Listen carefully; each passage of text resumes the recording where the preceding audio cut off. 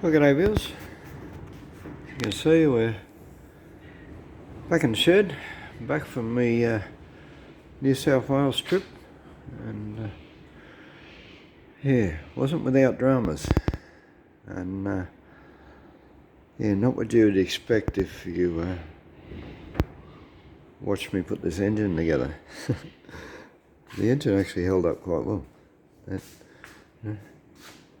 I did a bit of a bodgy JB under the new main bearings on the casing because they were worn, and I didn't have money or time to do anything about it.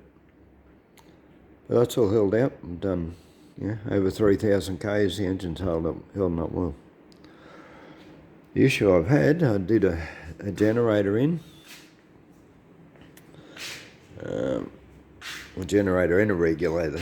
The generator shorted out and also burned out the regulator box, and yeah, unfortunately I actually got one for nothing.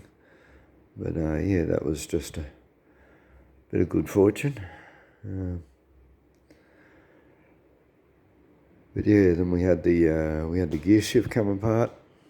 Stripped that like the gear shift linkage. It's just got like a big self tapper goes through it, and that stripped out, fell out. So I had to go to Bunnings and buy a 5mm bolt with a nylock nut to put right through it and bolt that back together. And yeah, we had a wheel bearing go on the trailer, which is still going. It's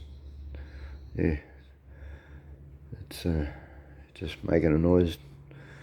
And I think I got a brake shoe come apart. It's either brake shoe or wheel bearing, but this wheel's making a lot of noise and it was getting quite warm. So I think brake shoes actually come apart. And yeah, so that was the other drama. But the biggest drama of all I've had is with the distributor. The timer just keeps altering. You know, clean the points, reset the timer, and I had to do that 3 times on the trip. And it just keeps going out of timing in it, and it does what you call, they call it pinging, but yeah, on a Volkswagen it's not pinging, it's clunking. And yeah, like you just can't cruise at speed, or you can't rev it out smoothly. It just gets too clunky, and it sounds like it's going to blow up. And yeah, so you reset the timer and then it's perfect again, runs smooth again. So yeah, unfortunately what I do want to do is go to a full Petronics unit, and the cheapest option, or the best option in this case, is just to buy a whole new distributor. I can get one for about $550, but as I said, yeah, I just way overspent on this, and yeah, I don't have $550 at the moment. It's going to be quite a while before I can do that. So yeah, I've pulled the distributor out, and distributor to about a while back, about a year back, I had the vacuum advance unit go. This is the original distributor that came with this engine. This is the distributor that I've had in it. This came out of a 1300. This is the engine that was in the car when I got it, 1300. I said I put the 16 in it. But yeah, the vacuum advance went in this, and they didn't need a change. I'll explain more in a minute. But so I put this other distributor on it, and it's never actually ran that well. It never ran as well as this distributor, the distributor that came with the engine, with the 1600 engine. And the difference is that this one's got a centrifugal manual advance as well as a vacuum advance. This one doesn't. So I think that's the main difference with it. But yeah, I just don't know what's going on with it this time. It just kept getting out of timing. So but yeah, so I've got to do something in the meantime to keep it running until I can afford to buy a Petronics one. And as I said, the the two vacuum advanced units, they bolt on, but they're different. They're different in size to start with. This is the old 1300 one. This one has a spring which hooks to the plate to pull it back. It's just here, I'll show you. Has this spring. Goes under this post here, just here, and that pulls it back. The other one doesn't have that spring. The other one has a spring internally, this spring. See? And there's nowhere to put that other spring. And the other thing I've noticed is that this one doesn't seem to travel as far as the other one either. So, yeah, they're a different unit. And so in the meantime, yeah, that's what I've done. I'll just open that up. Yeah, majorly difficult. Started with a screwdriver and then went round with the side cutters, just pulling it up. That's the diaphragms in there, totally gone, shot. And yeah, that's totally useless. And so I'm going to do the same with the other one there. I could just cut it off with a grinder, although, no, it'll risk damaging the diaphragm. No, looks like I'm going to have to peel this one open too. But anyway, I'm hoping that I can fit the diaphragm out of this one, back into this one, with the spring on it, and get it going until I can afford the Protronics one. So, yeah, a lot of hassle, but, I thought, well, I'd just, go and buy another vacuum unit, but, yeah, you're $70 plus postage for the vacuum unit, when you can buy another, you can buy a whole distributor for 110. Yeah. So it's not worth buying a vacuum unit, and it's also a waste of money considering it's only, a month or two and I'll be able to buy the other one anyway. So, yeah, so it's another, try and do another temporary solution, and get this thing running properly. As I said, in the meantime, I've got to sort out something with the brakes, or have do the brakes or wheel bearing. I think it's brakes. But yeah, the drums need replacing or machining or something as well. There was sort of where that little bit buckled, did scrape that little bit, but yeah, it just got worse. Yeah, what I did manage.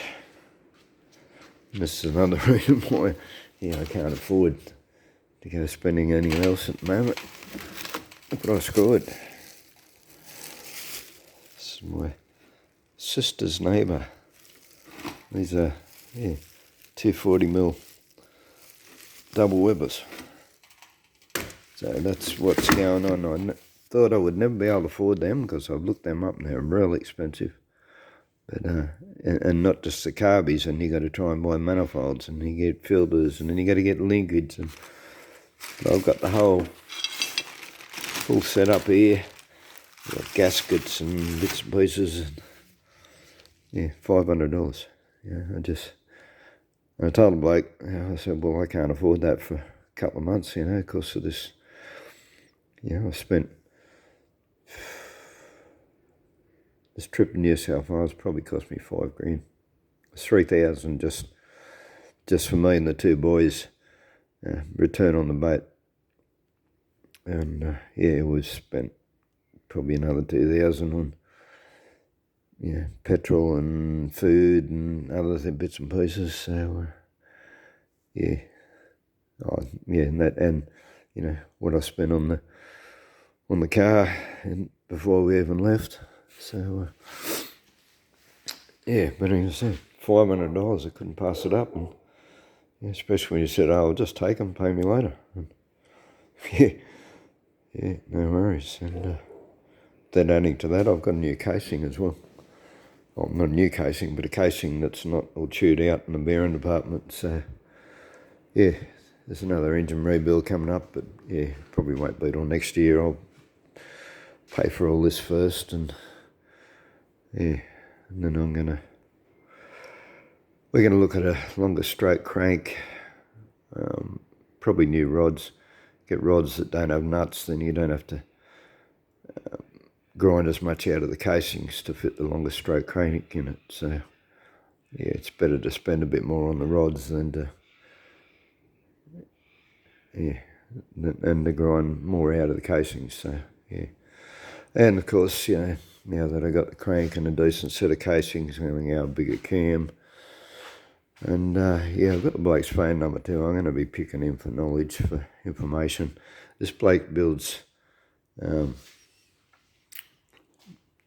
Volkswagens that do, I forget what it was either 12 seconds or 10 seconds on the quarter. But either way, that's mighty quick for a Volkswagen. You know, even 12 seconds, you know, like I got two V8s out there, neither of them would do 12-second quarter. You know, that's going for a Volkswagen. That's really quick. And yeah, so I'm going to be, ringing him up, picking him for information. He's a good bloke. Yeah, so plenty happy about that. But yeah, in the meantime, the old Weber, yeah, they're great on Jap cars. It's just, yeah, even though I've rejetted it, and it's just doesn't work that well on Walsey. I don't know why. I don't know what the story is. It's probably to do with airflow or something. The manifold's too small, or what the story is. But yeah, it's just not working. So yeah, I'll be selling the carby. I'll probably throw the manifold that I built. And, yeah, and yeah, I'm going to stick these twins on this engine for the time being, and yeah, see if I can't blow it up. Nah. But yeah, I don't rev the shit out of cars anymore. I mean, I did. And, yeah. Anyway, so that's where we're at, and yeah, we'll get this distributor together and let's throw the twins on. As you can see, paint peeled off my exhaust. It's funny, it's peeled off the whole of the rear parts. Oh, a little bit down there, but these the pipes that go to the front cylinders 1 and 3, it's only peeled off a little bit. Most of it has stayed intact, and I think the difference is that, well, there's two differences. One is that I sandblasted those pipes really well, and secondly, I sat them on top of the firebox. I cooked them really good between putting the primer on and then putting the black over the top. These ones I hung it above it, and so they didn't heat up as much. I think that I also put rust converter in a few places. That was the first place it peeled, was where I'd put the rust converter. But it's now peeling in other spots as well. So I'm going to redo them in the same process, but I'm going to sandblast, going to set the sandblaster up outside. This whole thing doesn't fit in my sandblaster box very well.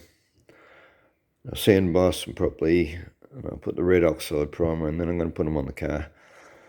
I'm going to drive it for a day, cook the paint on, and yeah, and then put the black on. So I think that was the main issue, is that I didn't cook the red primer before putting the black on, and yeah, solvents within the paint have caused the black to lift off. So try it again. As I said, it may still not work, but I'm just testing theories. So, yeah. Well, that's where we're up to, and yeah, thanks for watching and listening to me ramble on. And yeah, we'll catch you next time. Bye.